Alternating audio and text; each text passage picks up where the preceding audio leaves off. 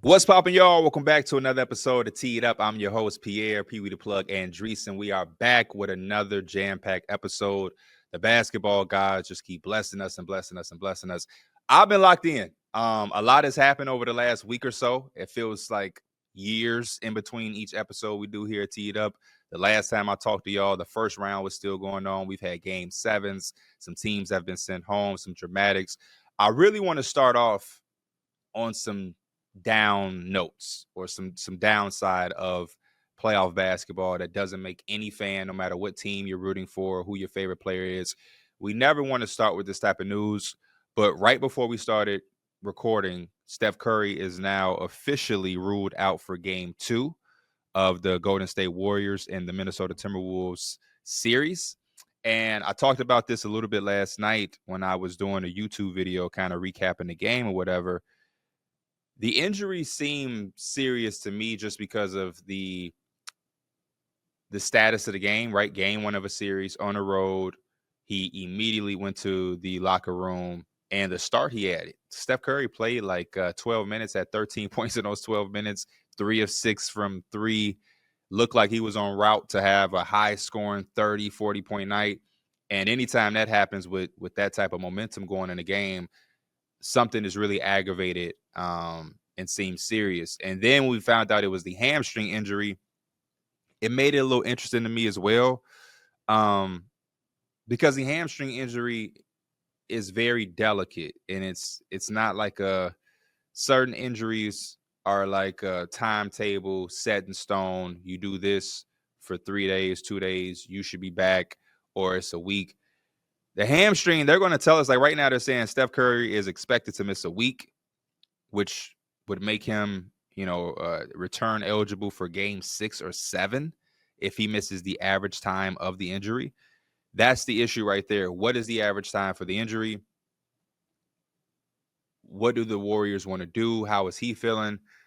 It's such a delicate situation because the hamstring is something where, like, if you give it a go, you make it play through it. But if you re-aggravate it, you could continue to make the situation bigger and bigger and bigger.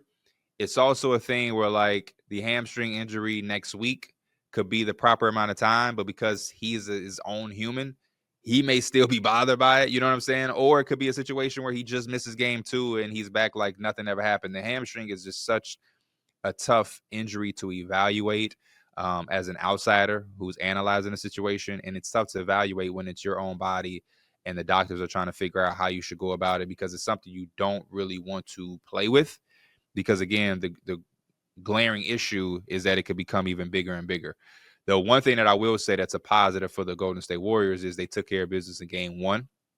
So they already handled what their goal was, which as a road team, you always want to go into the series trying to at least take one game to recapture home court advantage and put it on your side. But now with a report of him potentially returning back to game 6, game 7, it takes us right into the second round of the playoffs, which this episode I'm going to be giving keys to each series, trying to figure out what teams need to try to do or what advantages they have that could help them take away these series. So far, for the first time ever, it's always crazy to have a first time ever in the NBA because how many great players we've had, how many great teams. But every road team in the second round has won to start the series.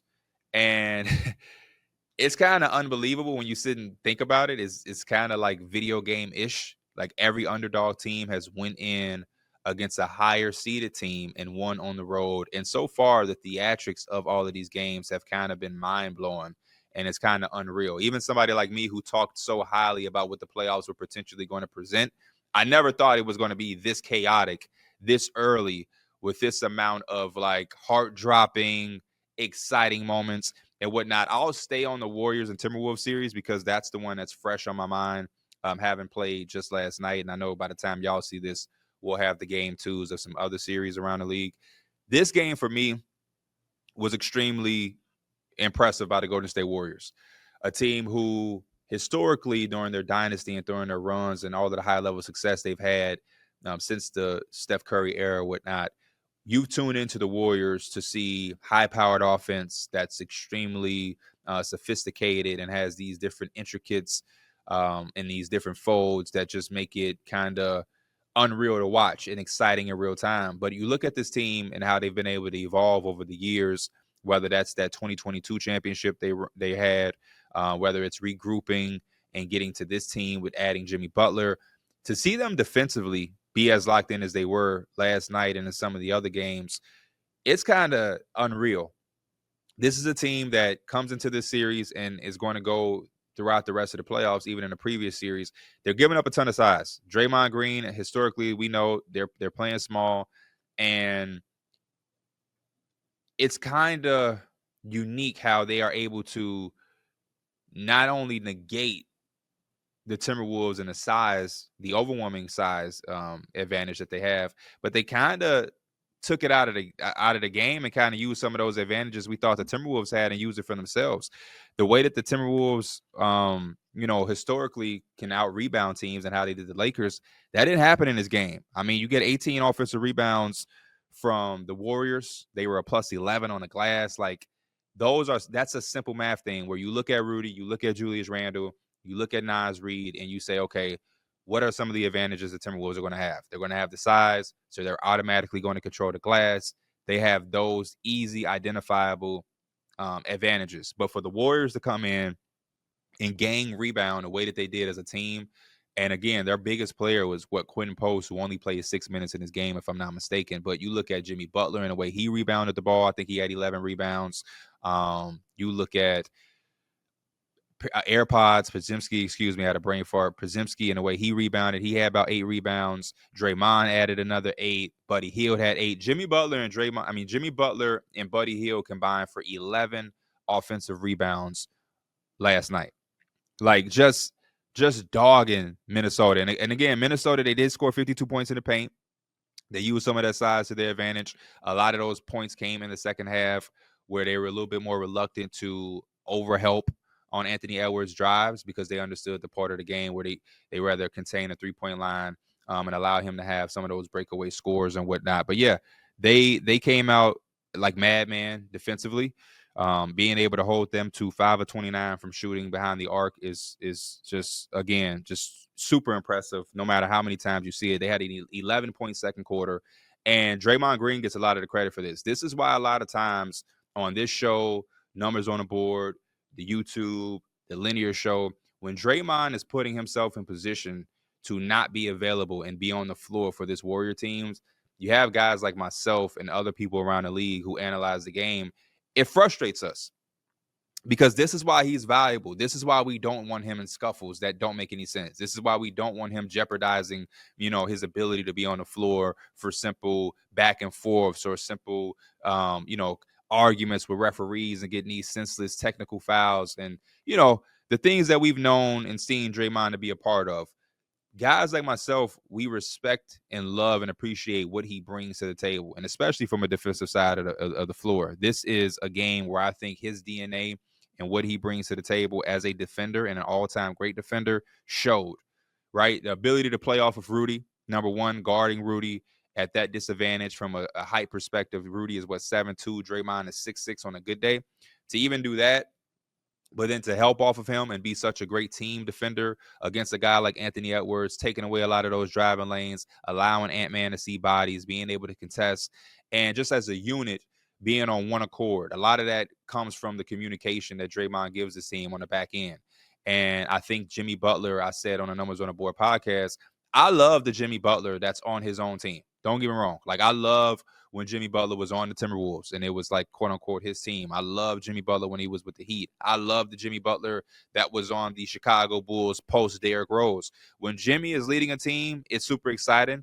And I love seeing him be like a number one option and just be that dog who is like giving the fight to a young team. And I would have preferred for my own fandom to see Jimmy Butler be traded to like a Rockets team or like a young Grizzlies team who were looking to take those next steps. But my appreciation for Jimmy Butler has gone up even more by coming to a team like the Golden State Warriors, because I think a lot of the things that Draymond Green does and is doing in these playoffs and in a game like Game 1 against Minnesota, Jimmy Butler complements a lot of it, just with the toughness, the fight, the holding teammates accountable, the communication. And I think a lot of the things that they both bring to the table with their experience and their willingness to do a lot of the dirty work things, it don't show up on the stat sheet. So when you have Draymond Green clogging up a lot of lanes, being a help defender, being all over the place, running around, allowing the defense to help and rotate, Jimmy Butler does a lot of the other things that don't come in the stat sheet either. You know what I mean? When Draymond Green is going to help and you have to rotate and put a body on Rudy to box him out and keep him off the glass or make it a little bit more tougher for him, those are things that are not being in the stat sheet. Nobody's looking at a box score and looking for a stat that is saying how many times did Jimmy Butler box somebody out, right? But when you're watching the film and you're rewatching possessions and you're going in and you're looking at defensive film and you're seeing different rotations and you're seeing how Draymond has the luxury to rotate and just be this free safety in the back of the field, it's because he has somebody like Jimmy Butler who's down to get in the trenches and do those other things that aren't necessarily the most glamorous stats. I continue to be impressed with Buddy Hield, right? Just as a scorer, buying in to what the Warriors are doing defensively. Buddy Hield, like we saw the Steve Kerr clip, it's never ever heard Buddy Hield be like, glorified as a defender, but he's buying in. He's trying. He's on his proper rotations. And then on the offensive end, he's making timely shots. He finds a way to make the threes that put them up 10 and put them up 12. That is like just perfect timing. And to be able to have Steph when he's healthy and out there, and then to also have a guy like Buddy Hield who can be prolific in his own right from three-point range is just, again, another way for the Warriors to find a way to get rich. They say the rich get richer. Draymond himself, the 4 threes he made, kind of mind-blowing. I was watching in real time, knocking them down and down and down and down. He's supposed to be a guy that the Minnesota Timberwolves and other teams are comfortable with leaving. And if he's going to have a stretch where he's knocking down shots that allows them to go on a 17-0 run, there was also a stretch in this game where Minnesota went 6.5 minutes without a basket, missing 10 consecutive shots. That type of defensive focus, that type of effort is what's going to give the Warriors an advantage for the rest of the series. I think that there are some adjustments that the Minnesota Timberwolves can make. I think there are adjustments that they will make. And I think there are some things that are going to have to start happening for the Timberwolves to win this series. The number one thing, and I feel like I said this in the Lakers series, Rudy again has a size advantage. When he puts his mind to it, to just crash the glass with some type of force, there are two things that are going to happen in favor of the Timberwolves. They're going to either allow you to get the offensive rebound, or they're going to have to foul you to prevent you from getting the offensive rebound like we saw in the Lakers series. Now, the tough thing about the basketball world is Rudy could have a 20-20 game and everything is the game of his life. It feels so good.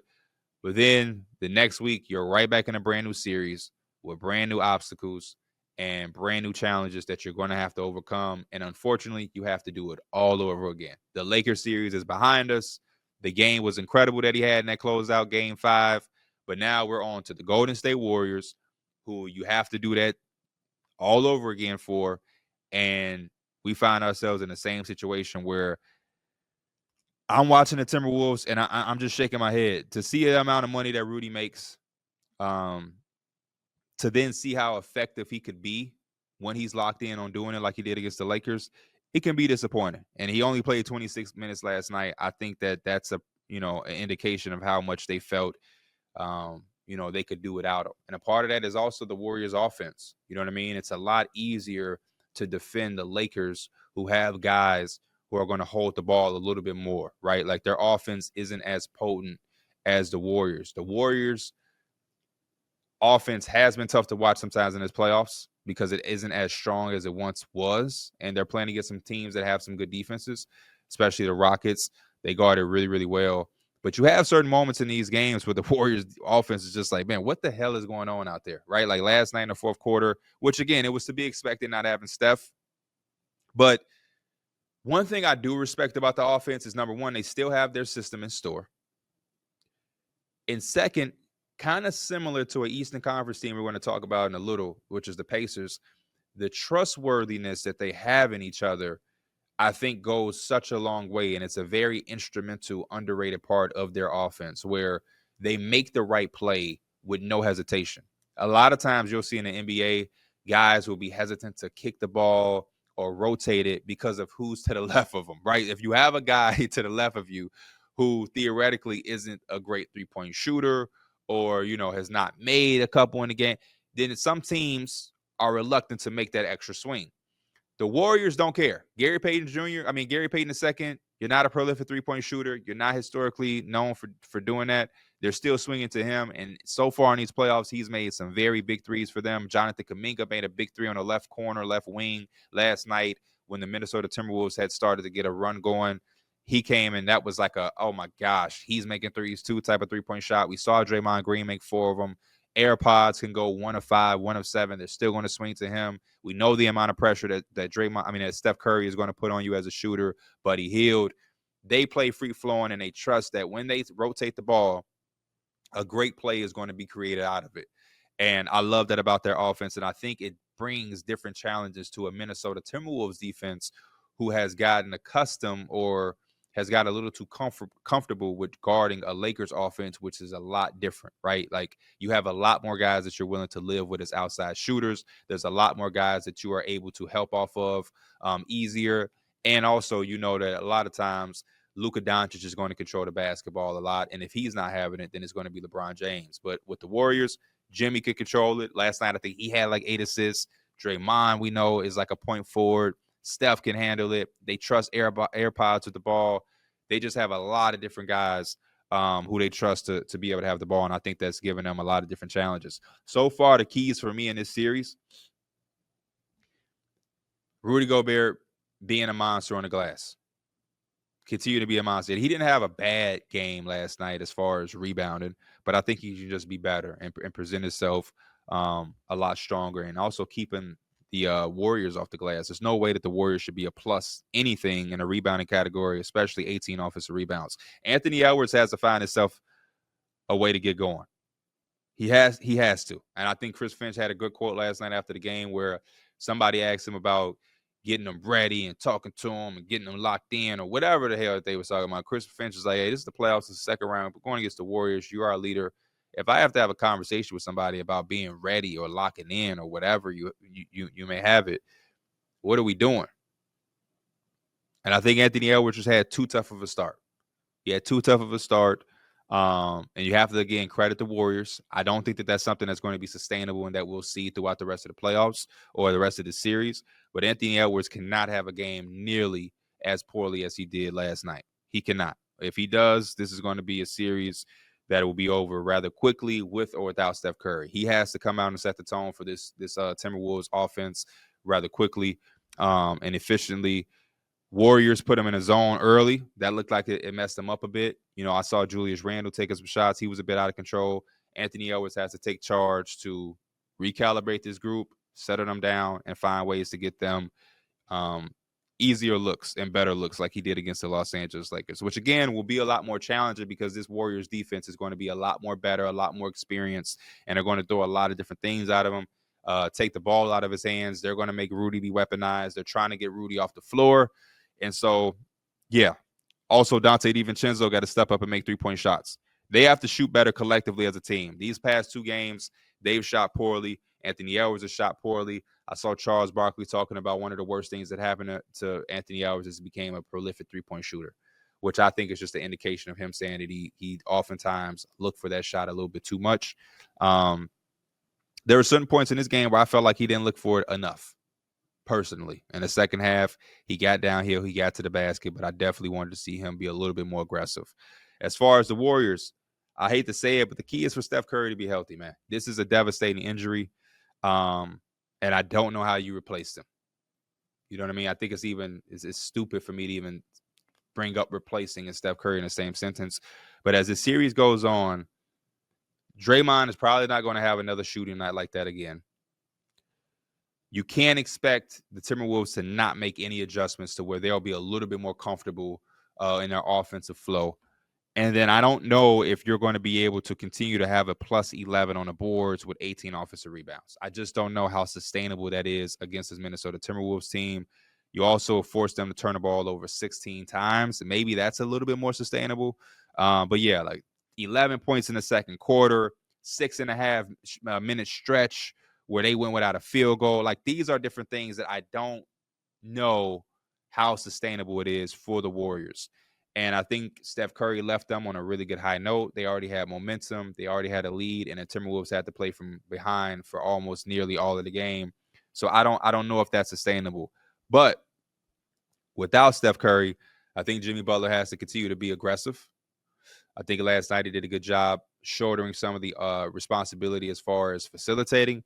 But I think we may have to have some Jimmy Butler prolific offensive performances. I did like the fact that he was not scared of letting it fly. And I think Buddy Hield has to stay hot. Buddy Hield has to stay hot, has to stay aggressive, and continue to give them the three-point shooting that he has in the last two games, because that's the one thing that Steph gives you that you can still kind of mimic. And I saw a bunch of that last night in the second half where they still ran split actions. Even though it wasn't Steph, it was Buddy Hield. Sometimes you have Draymond as the passer, Jimmy as a screener who's slipping. Buddy Hield is going out to the three-point line, and that can still be potent. So we'll see how that goes the rest of the way. Game one was, again, exciting as hell. I loved it, and I can't wait to see the adjustments that the Minnesota Timberwolves make.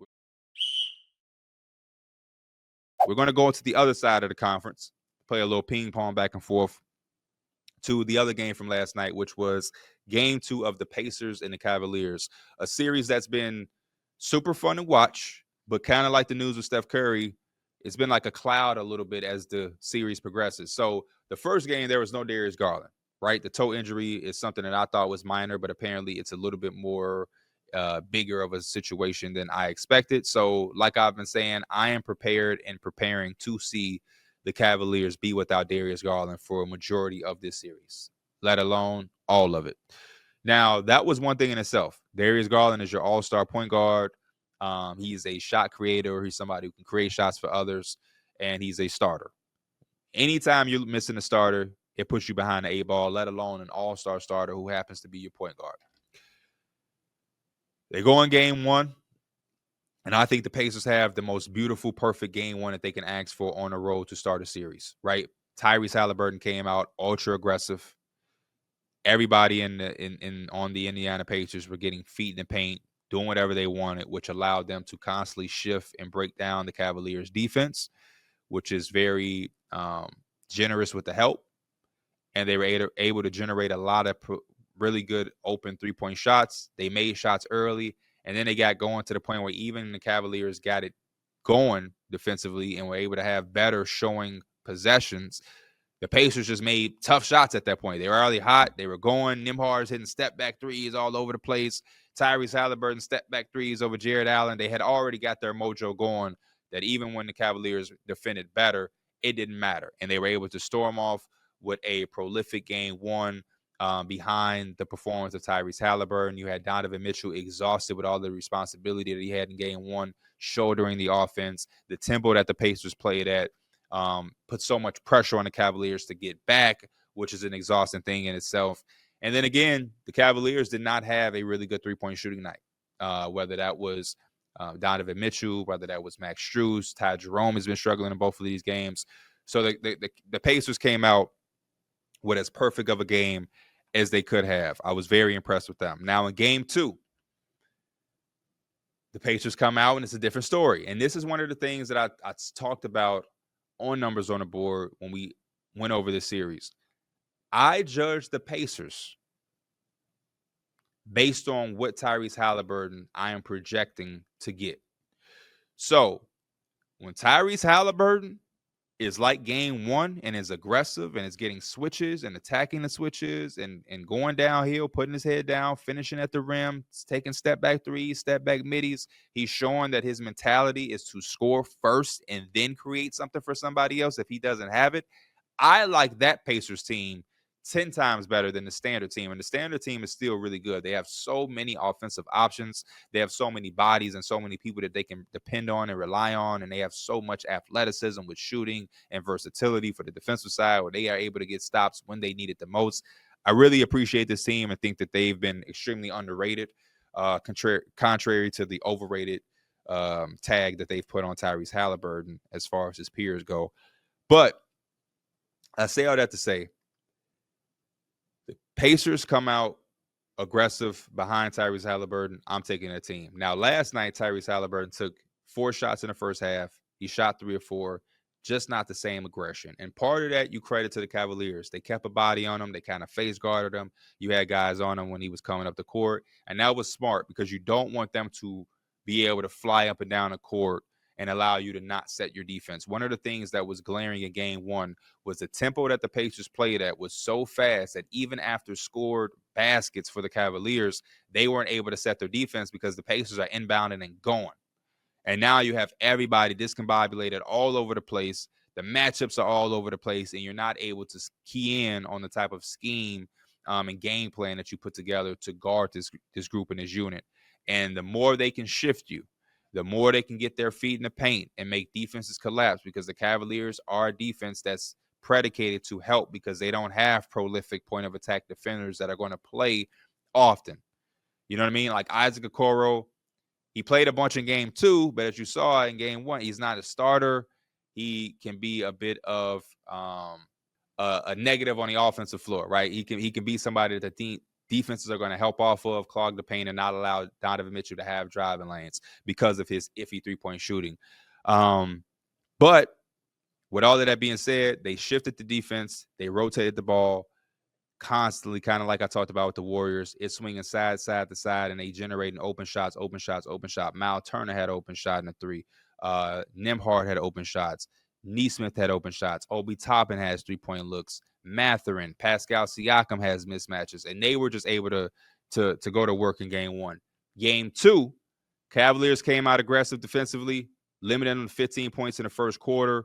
I thought they did a really good job, and it seemed like Donovan Mitchell had his mind made up from the beginning of this game to be in attack mode. Get downhill, finish. Nobody can stop me when I'm going to the paint and when I'm going to the rim, and that's why he had nearly 50 points in this game.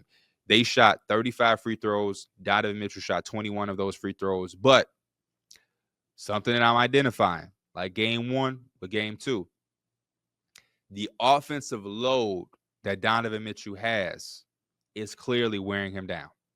It is clearly wearing him down. I think that's why the three-point shot has kind of gone non-existent. I think that's why some of the team is missing free throws uncharacteristically. You see Ty Jerome is struggling a bit. I can't say that his legs are going or anything like that because obviously he has an entirely different, responsibility than Donovan Mitchell. But the shot isn't falling for the team from behind the three-point line. Max Strus made some big threes last night, and they positioned themselves to win that game without Evan Mobley, without DeAndre Hunter, which are now 2 other injuries that we have to be concerned about. And it's hard to gauge because this is a thumb injury and an ankle injury. They're saying Evan Mobley can't put any weight on it. But again, this is day by day. We're getting very limited updates because you don't want to rule it out. They're trying to play, keep their cards close to their chest. This could be potentially a series that could end fast.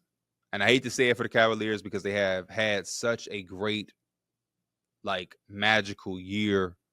And they've been such a great team all year that you would just hate to see it end like this with all of the injuries that are stockpiling. But there was even a point at the end of the game last night where I saw Donovan Mitchell say, fuck, it's my calf. And that was not a sight to see for myself or Cavs fans. There was a bunch of times where he hit the floor and he stayed down because of the amount of pressure and mileage he's putting on his body while carrying this offensive load, and all the time he has to attack downhill. It can be exhausting, and the Pacers don't bail you out with the way that they play offense. I'm looking for some silver linings. The best things that I can say for the Cavaliers right now is you controlled that game last night without Evan Mobley or DeAndre Hunter or Darius Garland. In a perfect world, those guys come back next game. In a perfect world, that would have given them about 3 or 4 days of rest. Evan Mobley is probably off of that ankle all of that time. You get enough treatment, and you go on the road, and you're able to play. And they maybe even get an extra day in between games because they're now switching cities. But then again, it's Cleveland to Indianapolis. It's so close that they may not. But that's the best case scenario, is you seeing that you can win and you position. It took heroics. It took a what the hell-y burden for them to win. Like, a lot of shit went right at the end of game 2 for the Pacers to pull that off. That was like the most NBA 2K shit I've ever seen.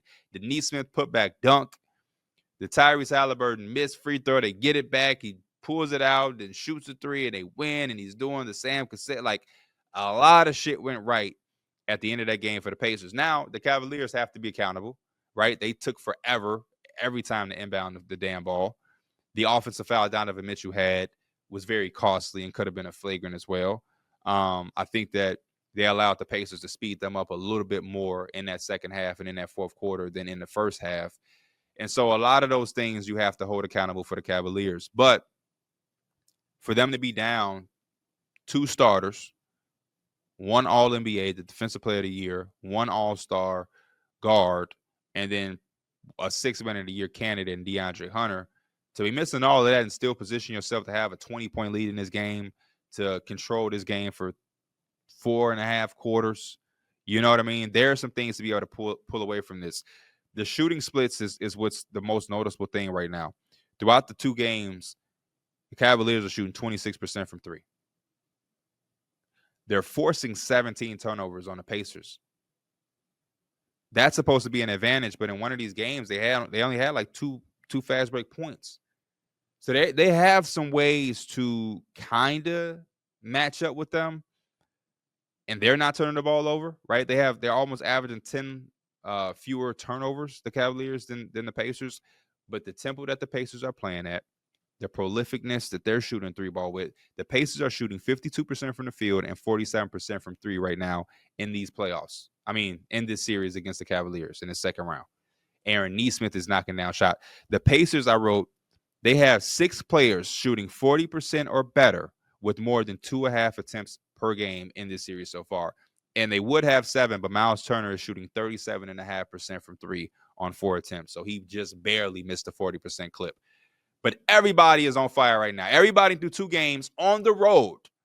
The saying that D Mills says all the time on the show is role players play better at home. So if role players play better at home, because I agree with Derek, and through the first 2 games on a road, this is how the Pacers are shooting the ball, I cannot imagine what the fuck is going to go on when they're playing in Indiana. I don't know. So the Cavaliers, their keys is to be fucking healthy. And I know I would much more rather have something that isn't at surface level, but on some real shit, this is like, again, 2 starters down, a Defensive Player of the Year, an All-NBA player, all-star caliber starting point guard, and then a potential 6th Man of the Year guy. Like, missing that much is a lot. They need to get healthy. But the 3-point shooting has to come from somewhere, because the Pacers are saying, Donovan Mitchell, you can have 50 fucking points all you want by going downhill and scoring. We'll trade that off and not allow y'all to get what y'all want for the 3-point line. We'll make that trade. Ty Jerome has to wake up. He has to. Ty Jerome is shooting 12% from 3 right now. Donovan Mitchell is shooting 11% from 3. They have to get it together on the shooting tip, or this series is going to be over a lot quicker than any of us expected. They have to. I'm not saying they have to be the greatest 3-point shooting team, but 26% as a team and 12 and 11% for Donovan Mitchell and Ty Jerome, unacceptable. Unacceptable. And then for the Pacers, no pun intended, they have to keep up the pace. The pace that they're playing with is throwing the Cavaliers off. It's just way too fast to keep up with. And again, you have so many different people to weaponize on the offensive end. Aaron Nesmith gave you 16 points last night in the second half, or 15. Benedict Mathurin gave you 16 second half points, right? Like, you're getting performances from those guys. Nembhard had the worst game that he could ever imagine. I think we went into the half and Nembhard had 6 points, 5 turnovers. I think he ended this game with 8 turnovers. That is not Andrew Nembhard type stat line at all. And they still found a way to win. Pascal Siakam had his worst game that he's probably going to have in this series in game 2, and you still found a way to win. That's a game that the Cavaliers have to find a way to win. Now you go on the road, and it's not impossible. We've seen it before. We've seen it with the Clippers and Mavericks series years ago when Luka was still a Maverick and Kawhi and Paul George were healthy on the Clippers. The Mavericks went in there and won 2 on the road in L.A. L.A. win, run 2 on the road right back in Dallas. Maybe this can happen. It's not impossible. But if it's going to happen, the Cavaliers have to find a way to get their shots to fall right now. And it has to be from somebody else other than Donovan Mitchell. I think it's too much to ask him to constantly attack the Pacers defense, constantly get to the rim for free throw shots. and to put them in foul trouble. And then on top of that, guard. And then on top of that, also give you 4 or 5 threes. It's just too much on his shoulders. He needs somebody to come out and help him take some of that load off of his shoulders. This is a series that, man, like, this could be iconic for Tyrese Halliburton because this guy was just called the most overrated player in the league. He now has the game winner, the celebration. You know, he had the situation with his dad, and he's not going to be at the game. Like, this would be such an incredible bounce back for Tyrese Halliburton. A lot of us, including myself, didn't think that this was a team that was real as far as an Eastern Conference Finals opinion. I mean, a run from last year was kind of like, oh, the Knicks were banged up. And when they played the Celtics kind of had their way. And it felt like the Pacers were not in that grouping.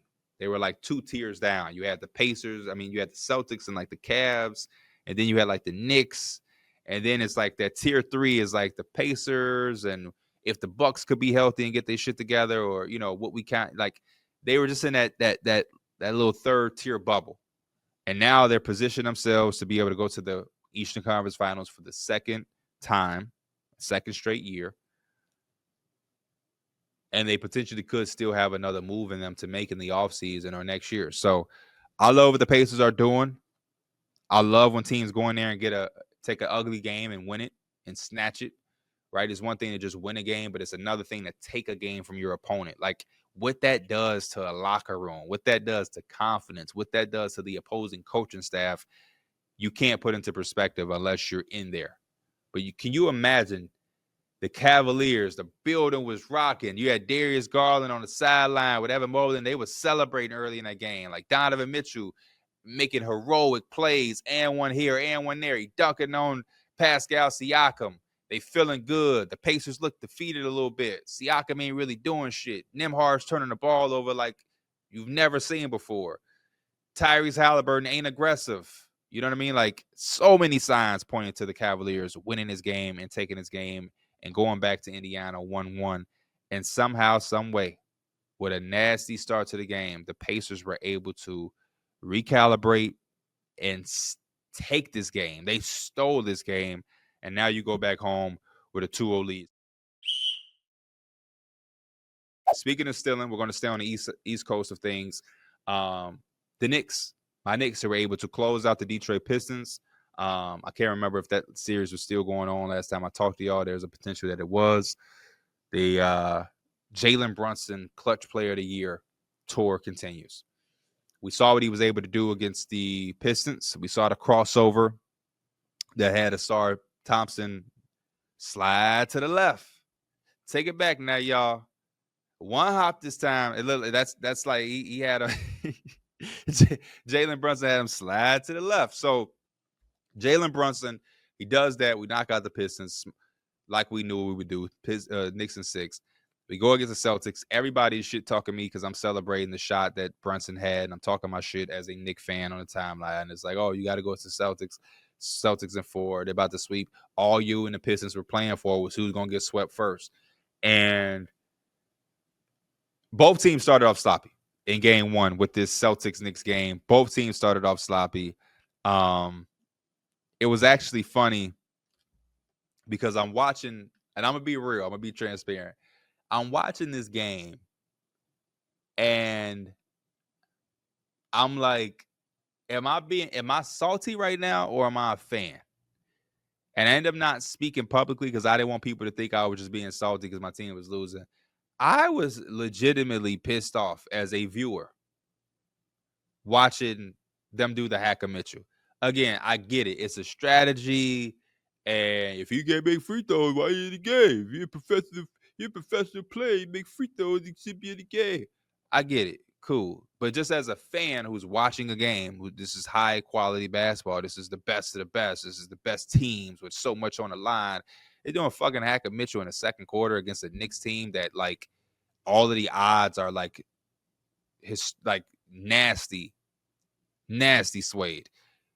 You put $1 million on the Celtics to win this series, you probably would only made 100 back. Like, the odds are just astronomically on the side of the Celtics. Like, they're supposed to kick our ass. That's what everybody is. I don't know one person that isn't a Knicks fan being biased that picked the Knicks. Rightfully so, as the Celtics. They're really good. They're defending champs. But I'm watching them. I'm like, yo, you don't even need to do this to beat us. You're just doing some shit. Y'all just picking on us now. You don't have to do Hacker Mitchell if you're Boston against the Knicks. Y'all kicked our ass in all regular season. I know the regular season don't matter much in the playoffs because it's two different, settings and you get the key in on the team. But still, the Celtics are a better team than the Knicks. And I can say that as a Knicks fan. It's okay. I'm still rooting for my Knicks. I still don't rock with the Celtics. I ain't trying to lose to them. But, I'm not going to be here delusional. So that was one of the things that I will say. I ain't got no analysis for it or anything. And I don't know how a lot of y'all feel that's going to watch this. I did see people on Twitter kind of sharing the same sentiment, which made me feel like, okay, I ain't being salted. Like this is actually kind of crazy. And they were neutral fans as well. It's not like a bunch of Knicks fans being like, yeah, this is stupid. But anyway, as far as the game goes, sloppy game, sloppy start for both teams. The Celtics do this all the time. Like, the Celtics are good. I respect the Celtics. I like what they do. They just so happen to be in the Knicks world. So I don't really like the Celtics because of that. But you have to respect the team that they have and the team that they've built. And so I'm watching them, and they're doing their Celtic thing where we're going to be nonchalant to begin the game. We're not going to care. We're going to stoop down to the level of competition. And then when we feel like it, second or third quarter, fresh out of halftime, we'll make like 8 threes in a row. You'll look up. We'll have a 19-point lead, and we'll just walk out like, yeah, we Boston. This is what we do. And the second quarter happened, right? Where here it comes. They're leaking out. They're getting dunks. They're starting to make some shots. The Knicks are constantly turning the fucking ball over. I'm watching campaign just literally say, here, have the ball. And I'm watching them go out and have a fucking layup contest on the other end. And I was getting frustrated. Knicks are down 15. I'm like, here it is. There it is. It's happening. Cool. I could start getting ready to go do the linear show, right? Like, I knew at some point in this game I was going to be able to kind of focus on my other work because we were going to get our ass kicked on the road. What the Knicks did in that second half is enough for me for the rest of the playoffs. And I want people to understand this. I am the type of fan that, number one, isn't delusional. Number two, I'm biased in certain moments, in certain areas. And then lastly, but more importantly, I tell people all the time, I am a basketball fan before I'm a fan of the Knicks or any player that is quote unquote my favorite player. If I had to choose between being a Knicks fan or NBA fan, I would say middle finger to the Knicks. I'm choosing the NBA over my favorite team. I'm choosing the game itself over my favorite player. All I want from the Knicks in this series, all I wanted was for them to play hard and not lay down and let the Celtics have their way. Make the Celtics earn this win. Make them earn the chance to advance to the Eastern Conference Finals, and make them walk off the court respecting you in some way, form, or fashion. Because what happened in the regular season against the Celtics, the Thunder, the Cavaliers, it didn't mean much to me because I'm like, even if the Knicks played better and won some of those games, nobody still would be picking the Knicks to win the championship. We're just not as good as those other teams, and that's okay. It is okay. Some team has to be the best in the NBA. That's just the way the fucking thing works. Somebody has to be the best, and the Knicks aren't it yet. And I'm fine with that as a fan. But there's a difference between a team being better than you and beating you, or a team just toying with you and has no chance. They're embarrassing you. That creates a whole different conversation. You didn't have to readjust and recalibrate in the offseason to figure out just how good you are, because all of the offseason was we're putting this team together to compete with the Celtics. And so when the Celtics were able to have their way in the regular season, it was a bit of an embarrassment. And so I just wanted us to play hard, make it tough, and beat them the hell up and earn it. Exactly what the Pistons did to us. And so for us to have the second half that we had, again, I want the Knicks to win. But even if they don't, if we just play with that level of intensity and we just fight and we battle, that's all I can ask for as a fan, and I'll be happy, right? A lot of fans, they put everything into winning and losing. your team that you're rooting for ain't that damn good. So you got to find some silver lining that you can say, hey, if you do these things, this is a successful season for me, and I can walk away as a happy, supporting fan. You made me proud, right? If it's just, man, the only way I'm gonna be happy is if we win a championship, then you're fucking stupid. I'm not sugarcoating nothing. You're a fucking idiot. Anyway, I say all that to say the second half we came out. We played like a team that had a chip on our shoulder. We played like a team that had some fight, that had some dog, and we took advantage of the sexiness that they tried to play with.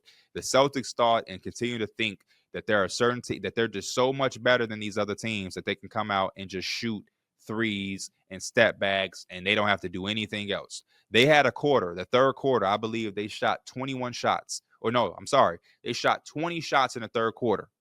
19 of those 20 shots were three-point shots. In the fourth quarter, where everything is on the line, the Knicks have fought back. The Knicks are going back. Like, this is a game now, right? This is the time where the Celtics are supposed to sit up in the chair and refocus and say, okay, all right, let's take them serious now. Jason Tatum went, all of 7 in the fourth with 2 points, and 5 or 6 of those 7 shots were three-point shots. Jaylen Brown, 0 of 4 for 3, took all threes.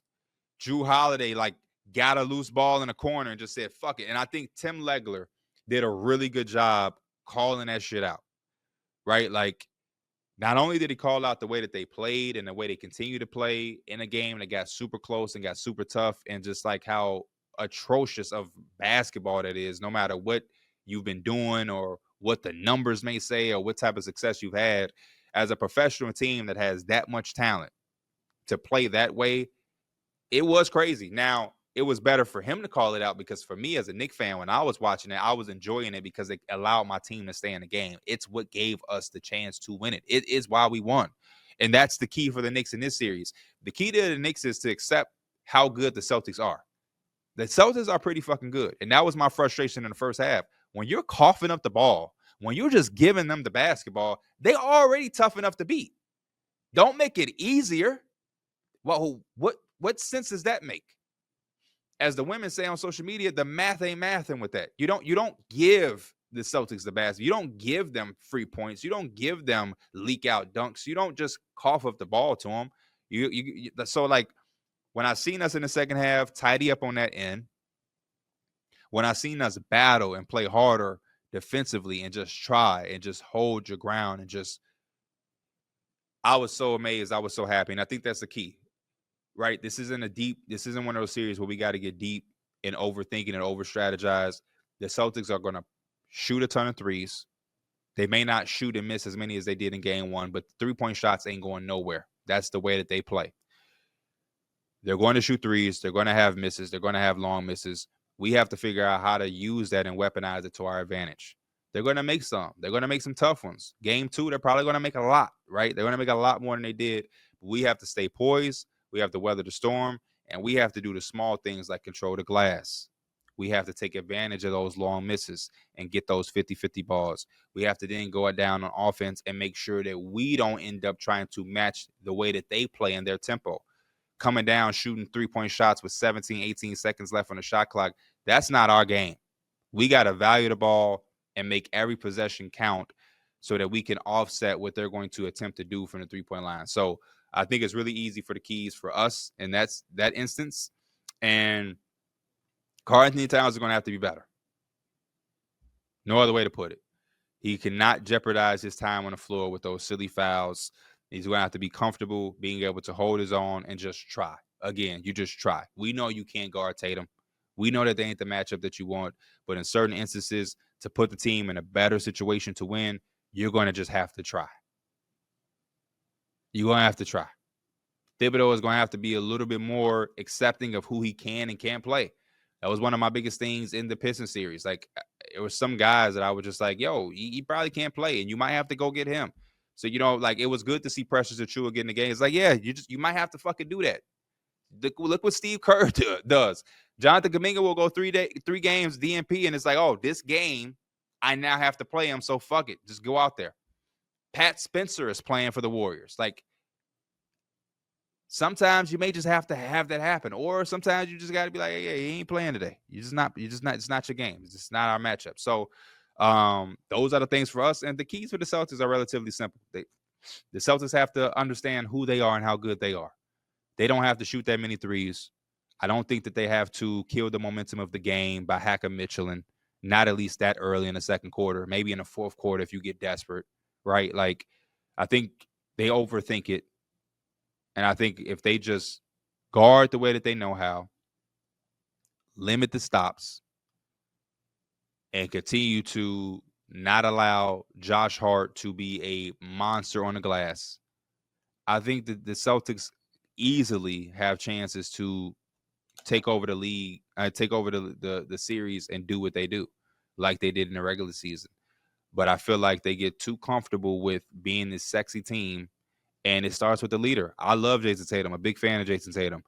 He goes with this sexy home run shit too much.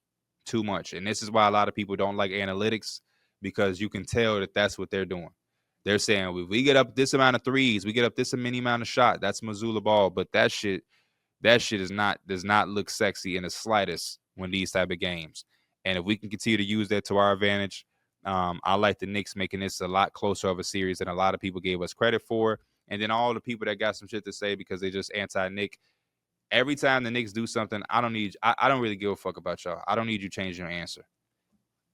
You said the Knicks are going to get swept. The Knicks win. Then there people saying Knicks in 5. Like, just stand on what you said. No, we don't give a fuck about anything you're saying in the slightest anyway.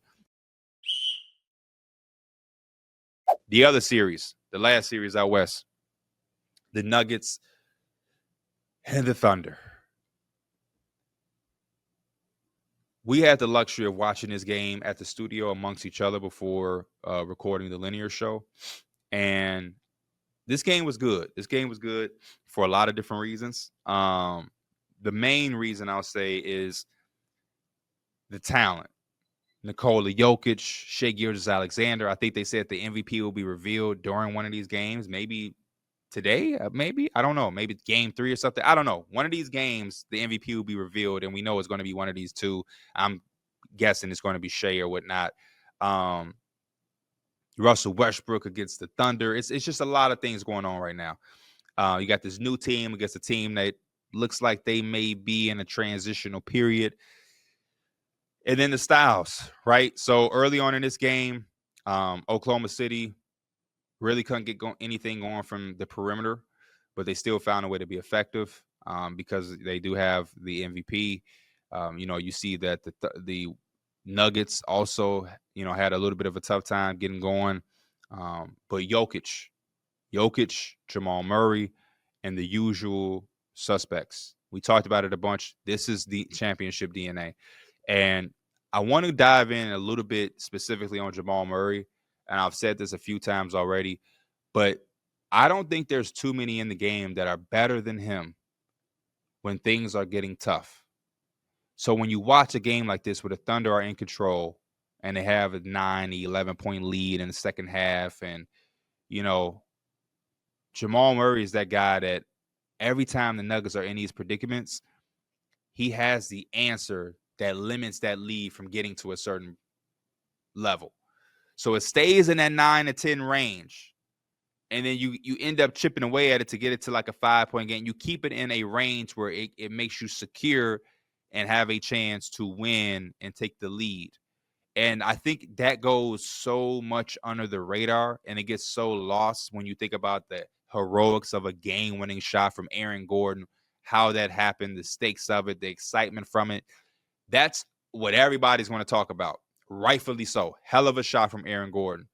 But there were so many plays in that fourth quarter, way before we got to that moment, that made me say that's exactly why it's so hard to rule out the Nuggets when you talk about contention.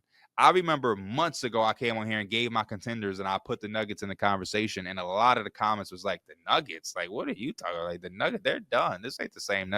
But they have a championship DNA, and they have something that they can always fall back on, which is the two-man game between Jamal and Jokic. There was a time in this game where, like, 158, 2 minutes, crunch time, and Jokic just drilled a big-ass three at the top of the key, just out of nowhere. Like he do this shit, just like he's not a center or some shit, just bow. one possession game. And those type of plays get lost when you talk about the Aaron Gordon game-winning shot, when you talk about the Thunder fouling up 3 while Jokic was off the floor. That puts Aaron Gordon at the free throw line, that gives the Nuggets an avenue to now re-enter Nikola Jokic in the game because they didn't have any timeouts. All of that creates a cloud where you forget, hey, Jamal Murray had some key shots when the game was in the 9-7 range. You know what I mean? He had the in the mid-range. He fucked somebody up with a nice little crossover, and then 7-point game. And Jokic could hit the 3. Russ had some plays like that. He hit a big corner 3. Aaron Gordon had some shit. Like Brown had some plays. Those are the plays that I watch and I look at from a team perspective to say that's why I'm always comfortable giving them a nod or not ruling them out, because they find ways to win. They find ways to win, man. They find ways to just give themselves an opportunity, even defensively. I remember Derek saying, like, man, it's so impressive to see this team that isn't like this crazy-ass defense find a way. But it's like, yeah, they get the timely stops. They can't lock a guy up. They are not going to just completely shut a team down for 4 quarters. But when it matters and when the game is on the line and it's the last 5 minutes and it's clutch time, or the last 2 minutes, they find a way to make plays happen to give themselves a chance. And it's, again, all you can ask for. Now, on the other side for the Thunder, a lot of things went wrong, right? Like the coaching decision to make that foul. I'm sure Coach Daynaud would really love to have that back. J-Dub shot atrociously. I think he went, like 5 of 20 from the field or whatever. That probably won't happen again. And if it does, I hope he's not at the presser sniffing and smelling Gatorade to be goofy. Like, it's time to lock in. It's the playoffs. You had a bad game. It's okay. You know what I mean? You go up there, you address it, and you take it on the chin. You know what I'm saying? Like, that's one of the things with the young teams. It's like, when things is going right, everybody want to do the post-game interviews and be in the background, and we're throwing up towels, and Shea is saying, hey, my whole life is consistent. And everybody like, oh, shit, yeah. But then it's like you shoot 5 of 20 and you lose a tough one. And now it's like we want to troll and do memes at the press. Like, nah, don't. And Draymond talked a little bit about that. He was saying, like, Dylan Brooks would do all the antics and be all with it, but then they beat him in the game 7, and Dylan Brooks is, like, nowhere to be found. And it's like, what are we doing? You know what I mean? Like, we don't respect that. You gotta talk the talk. You gotta walk the walk. It's a part of the game. Somebody has to win, somebody has to lose. That's what makes it what it is. So hopefully we don't get that again. That was one that I know ain't the big of a deal, but I was just watching that like, J-Dub, what the hell are you doing? Like, this is not a time to be trying to troll and care about what people are saying on social media and, I'm gonna do this so that could take the attention. Like, nah, just step up and address what needs to be addressed. But Shea had a really good game. I think what really makes this a tough loss for Oklahoma City is the fact that you got the game that you got from Caruso. Caruso was knocking down every single shot, along with being a madman on the defensive side of the basketball. The bigs have to come back and play. Chet and Hardenstein have to be better. They have to do as much as they can to limit Jokic. You're not going to stop him. He's Nikola Jokic. But for him to have a 40-20 game in game 1 on the road, and for both of y'all to be in the foul trouble that y'all was in, it really pigeonholes the Thunder and a team as a group and a unit. And when they were playing a little bit smaller, or you got Jalen Williams now coming in playing 5, he's not going to do what y'all can do defensively against Nikola Jokic. So I see a world where the Thunder come out, take care of business in game 2. I see a world where they still win the series. But it's good to know that the Nuggets are going to test them. The Nuggets aren't going to roll over. You know, the blackout, the whiteout in the crowds, and the runs that you go on, and the 4-point plays from Shea, and all of those different moments. It's not going to deter them. You know, Russell Westbrook is going to stay on go mode. Nikola Jokic won't be shied away, and neither will Jamal Murray. They're going to keep fighting and battling. It's so crazy how everything means something in these games. We could sit up here and we can and do proper analysis on what they shot from 3 in a regular season and who scored what in the regular season, who's going to take this matchup. But boy, the games come down to every single thing. The free throws from Chet, the decision to foul,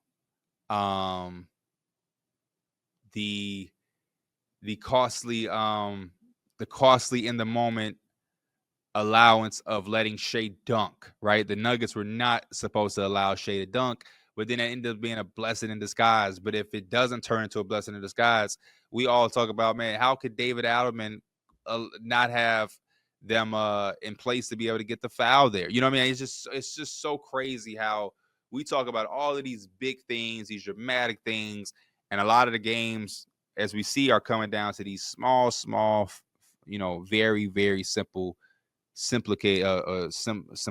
things. Who knows what happens if Chet makes one of those free throws? Who knows what happens if they don't foul? Who knows what happens if, I don't know, that offensive rebound Aaron Gordon got initially if he don't try to go up?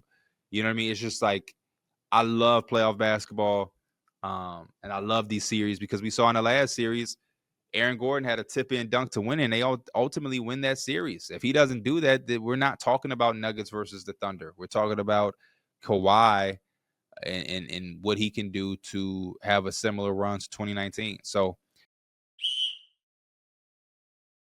I'm loving the playoffs right now. I'm completely locked in.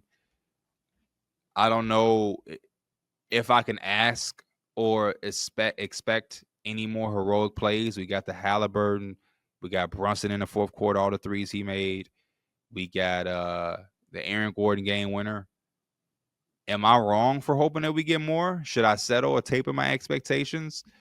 You know what I mean? Like, is tonight the night where the home teams, the favorable seeding, start to lock in and get shit done? Like, are the Celtics going to just come and kick the Knicks' ass in game 2 and say, yeah, this is the reality. We're remember, we better than y'all. I don't know. We'll see. Hopefully we get no more injuries. That's number one. And the offseason is creeping up. I also want to give a shout out to all of the new potential NBA players are on the way. We got the draft combine and the draft lottery right around the corner next week. So we'll be seeing who's going to be picking where. Yeah, man. So it's a jam-packed summer we're heading into. And that's a wrap of another incredible episode of Tee It Up. Be sure to be back here next week.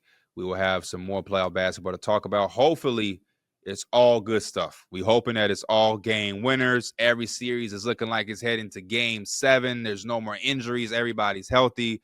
And yeah, be on the lookout to hear from us in a lot of different other ways. Again, the draft combine and the draft process is about to kickstart.